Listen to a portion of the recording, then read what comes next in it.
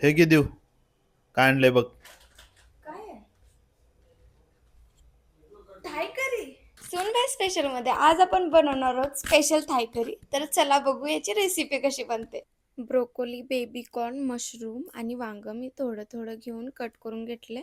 गरम पाण्यामध्ये मीठ टाकले. बॉईल झाल्यानंतर ते सगळे व्हेजीस टाकायचे आहेत आणि 80% कुक करून त्याला काढून घ्यायचं आणि पाणीही तसंच ठेवायचं आहे.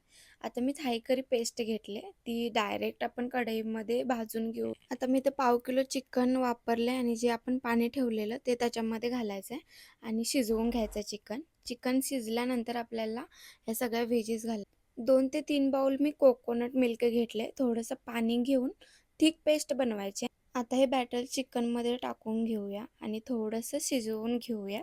म्हणजे आपल्या जी थाई करी आहे ना थोडीशी थिक होईल. माझ्या मिस्टरांनी ही थाई करी पेस्ट थायलंडवरून घेऊन आले. तुम्ही ब्लिंकिट पण करू शकताय आणि तर आपली थाई करी तयार आहे. बघू शकता किती छान झाले. चला त्याला देऊ.